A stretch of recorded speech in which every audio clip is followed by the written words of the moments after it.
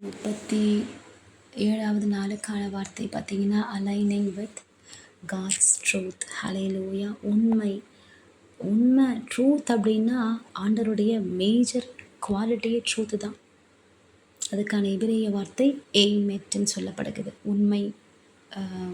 உண்மையாக இருக்கிறது, ஒரிஜினலாக இருக்கிறது, இதான் ட்ரூத்து. அப்போது வசனத்தில் யோவான் 14:6 போட்டிருக்கு.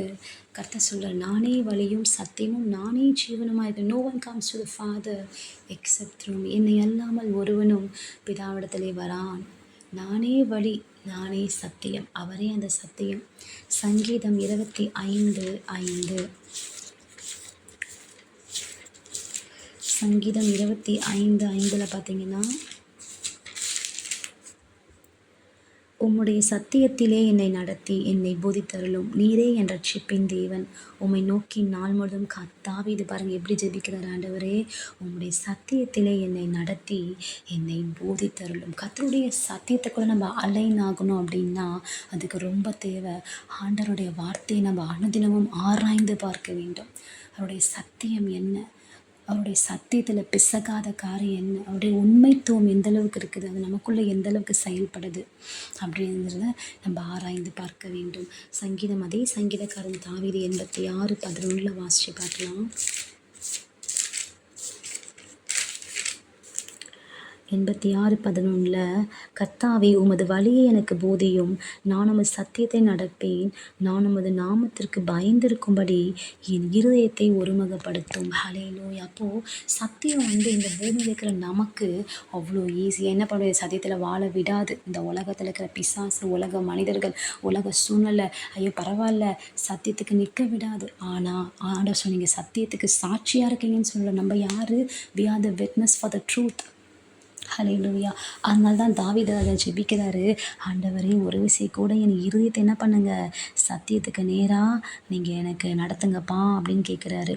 நான் உமது நாமத்திற்கு பயந்திருக்கும்படி என் இருதயத்தை ஒருமுகப்படுத்துங்க. நம்மளும் கேட்போம்மா, நம்ம இருதயம் ஆண்டோட அலைன் ஆக வேண்டும். அந்த சத்தியத்தை நாம் அவருடைய அலைன் ஆகிறதுக்கு தேவை. நாம் இருதயத்தை அவருடைய சத்தியத்தோடு நாம் இணைக்க வேண்டும். ஹல்லேலூயா. இப்போது ஆண்டோடைய ட்ரூத்தோடு அலைன் ஆகிறது எப்படி அப்படின்னா, அது எப்படி பண்ண முடியும் அப்படின்னா, முதலாவதுடைய வார்த்தையினால தான் நாம் அதை செய்ய முடியும். அதிகமாக கர்த்தருடைய ஃபவுண்டேஷன் அந்த ட்ரூத்தை யோவான் 17:17 பார்த்தீங்கன்னா, வார்த்தை தான் ட்ரூத்தே, வார்த்தை தான் அந்த ஃபவுண்டேஷனே. யோவான் 17:17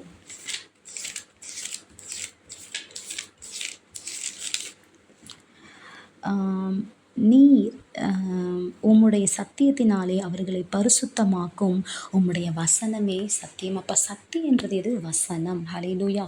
அவருடைய வார்த்தை தான், அவருடைய வசனம் தான் சத்தியம். அந்த வசனமே நம்மளை பரிசுத்தமாக்குதான்.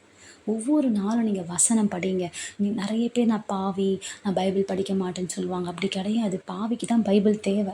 பாவம் செஞ்ச நமக்கு தான் பைபிள் தேவை. பின்வாங்கி போன நமக்கு தான் பைபிள் தேவை. ஏன்னா இயேசு கிறிஸ்து பாவிகளை மனம் திரும்புகிறாரு. நீ விழுந்தாலும் எழுந்திருப்பேன்னு தான் வசனம் போட்டிருக்கு. நீ விழுந்தவன் விழுந்துக்கடன்னு சொல்ல. ஒன்றுமே இல்லை, ஒரு சைக்கிள் கீழே விழுந்துச்சுன்னு விட்டு போயிடுவாங்களா அதோட ஓனர்? இல்லை, அந்த சைக்கிள் திருப்பி நிற்க வைப்பாங்க. ஏதாவது நிற்க முடியாமல் இருக்குதுன்னா அப்போ காற்றடிப்பாங்க, ஸ்டாண்டு போடுவாங்க, எங்கே மிஸ்டேக் இருக்குதுன்னு பார்த்து சரி பண்ணுவாங்க. அதே போல தான் ஆண்டவர் கூட நம் சத்தியத்திலே ஒவ்வொரு நாளும் நீங்கள் வசனத்தை படிக்க படிக்க படிக்க அந்த சத்தியம் நிச்சயமாய் நமக்குள்ளே நம்மை அவருடைய சத்தியத்துக்குள்ளே ஒருங்கிணைக்கும் என்பது எந்த சந்தேகமும் கிடையாது. ஹல்லேலூயா. சத்தியத்துக்கு நம்ம எப்படி வாழணும்? Through Jesus Christ. இயேசு கிறிஸ்துவை நாம் அறிந்திருக்க வேண்டும். அவர் யாராய் நமக்கு இருக்கிறார்? அவரே அந்த சத்தியம். அப்போ எந்த மனுஷனுக்குள்ளே இயேசு இருக்கிறாரோ அவங்களுக்குள்ள என்ன இருக்கும்? சத்தியம் இருக்கும். அடுத்தபடியாக அவருடைய சத்தியத்துக்குள்ள அலைன் ஆகிறது நம்ம முக்கியமான தேவை யாருன்னா பரிசுத்த ஆவியானவர். ஸோ பரிசுத்த ஆவியானவர் என்ன பண்ணுறாருன்னா, வசனம் சொல்லுது, அவர் உங்களை சகல சத்தியத்துக்குள்ளும் எடுத்துவார். யோவான் 16:13 எடுத்து வாசிச்சு பாருங்கள்.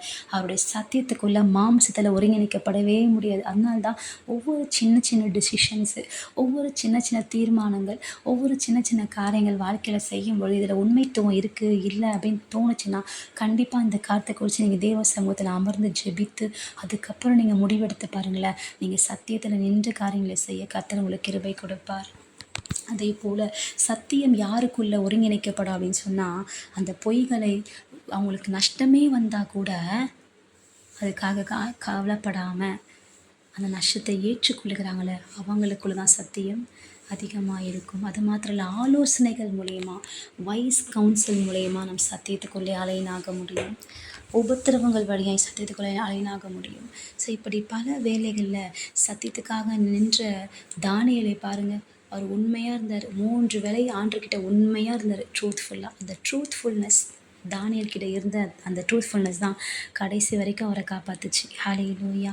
அதே போல் நீங்கள் யோவான் ஸ்நானனை பார்த்தீங்கன்னா போல்டாக சத்தியத்தை சொல்கிறாரு. யாருக்கு? இஸ்ரவேல் இந்த யூத ஜனங்களுக்கு சொல்கிறாரு, எபிரேயர்களுக்கு. இந்த மாதிரி நீங்கள் என்ன பண்ணுறீங்க, உங்கள் லைஃப்பை நீங்கள் இழந்துட்டீங்க, நீங்கள் ஆபிரகாம் உங்கள் அப்பான்னு சொல்கிறீங்க. தைரியமாக சத்தியத்தை போதிக்கணும். சத்தியம் நமக்குள்ளே இருந்தால் நமக்குள் தைரியம் இருக்கும். நம் தைரியமாக சத்தியத்தை போதிப்போம். அதுவே நம்மளுடைய அடையாளம். அப்போ இந்த இடத்துல சத்தியத்தை ட்ரூத்ஃபுல்னஸில் இல்லாமல் போனவங்க யாரெல்லாம்னு பார்த்தீங்கன்னா, அனனியா சப்பீரா பணத்துக்காக சத்தியத்தை விற்று போட்டாங்க. இன்றைக்கி நம்ம வாழ்க்கையில் யோசித்து பார்ப்போம். எந்தெந்த நேரத்தில் ஒரு பணத்துக்காக, ஏதோ ஒரு ஸ்கீமுக்காக, ஏதோ ஒரு சலுகைக்காக சத்தியத்தை விற்றுட்டோமா? யோசிச்சு பாருங்கள். ஏதோ ஒரு மனுஷனுக்காக சத்தியத்தை விற்றுட்டோமா? பதவிக்காக சத்தியத்தை விற்றுருக்குறோமா? ஆண்டவர் கேட்கலாம். ஆண்டவர்கிட்ட, ஆண்டவரே என் வாழ்க்கையில் எப்போல்லாம் சத்தியத்தை விற்று போட்டனோ, எதுக்காக விற்று போட்டனோ அதுக்காக என்னை மன்னிச்சிருங்க. ஆனால் இயேசு சத்தியத்துக்காக ஜீவனே கொடுத்தார். அநேக சீஷர்கள் சத்தியத்துக்காக ஜீவனையே கொடுத்தாங்க. அந்த ட்ரூத்ஃபுல்னஸ். ஹல்லேலூயா. அவருடைய வசனத்தை 7 முறை அக்கிலே சுதிச்சு புடமிட்டு அதை சுத்த பொன்னாக அவர் கண்டார் என்று வாசிக்கிறோம். அதேபோல் நம்முடைய வார்த்தையிலே சுத்தம் இருக்க, உள்ளத்திலே சுத்தம் இருக்க, உண்மை இருக்க கர்த்தர் விரும்புகிறார். ஸோ இன்றைக்கு ஜெபிப்போம். ஆண்டவரே, நீர் எப்படி உண்மை உள்ளவராக இருக்கிறோம், நாங்களும் உண்மையாக இருக்கணும்ப்பா. எங்கள் வார்த்தையில் உண்மை இருக்கணும், எங்கள் பேச்சில் உண்மை இருக்கணும், எங்கள் சிந்தையில் உண்மை இருக்கணும், எங்கள் பார்வையில் உண்மை இருக்கணும், இதயத்தில் உண்மை இருக்கணும். ஆனால் உண்மை இல்லாத காரியங்கள் எதுவாக இருந்தாலும் எங்களுக்கு ஒரு விஷயவைகளை மன்னித்து எங்களுக்கு விடுதலை கொடுங்க ஆண்டவரே. அப்பா, உண்மை உள்ளவர்களாக எங்களை மாற்றும் என்று ஜெபிப்போமா. பரிசுத்த ஆவியானவரே, இந்த வேலையிலே கூட நாங்கள் ஜெபிக்கிறோம் அப்பா. அப்பா, நாங்கள் எப்படி உங்களுடைய உண்மைக்குள்ளே அலைனாக முடியும் ஆண்டவரே. அப்போ அவங்க வார்த்தையின் மூலயமா, அவங்க பரிசுத்த ஆவி மூலயமா ஒவ்வொரு நாளும் உங்களோட உறவு கொள்வதன் மூலயமா இசப்பா நாங்கள் உண்மை உள்ளவர்களாக இருக்க முடியுமே. இந்த உலகத்தில் ஆண்டவரே, நாங்கள் இந்த பொய்யான காரியம் அது எதிர்த்து நின்று ஆண்டவரே தைரியமாய் நாங்கள் ஃபேஸ் பண்ண, அதற்கு நாங்கள் ஒருங்கிணைச்சு போகாமல் ஆண்டவர், நாங்கள் காம்ப்ரமைஸ் பண்ணி வாழாமல் ஆண்டவர், நாங்கள் நீதிக்காக நிற்க வேண்டும், தைரியமாக நாங்கள் நிற்கணும்ப்பா ஆண்டவரே. மற்றவங்க படியாக என்ன பேசினாலும் உண்மை எல்லாவற்றும் நமக்கு தெரியும் ஆண்டவரே. அப்பா, நீங்கள் எல்லாவற்றையும் வெளிச்சத்திலே கொண்டு வருவீங்கப்பா. அந்த நம்பிக்கையோடு நாங்கள் சோர்ந்து போகாத சத்தியத்துக்காக நிற்க எங்களுக்கு கிருபை கொடுங்க. இந்த வார்த்தை கேட்ட ஒரு பிள்ளைகளை ஆசீர்வதிங்க. இயேசுவின் நாமத்தில் ஜெபிக்கிறோம் நல்ல பிதாவே. ஆமென். ஆமென். God bless you.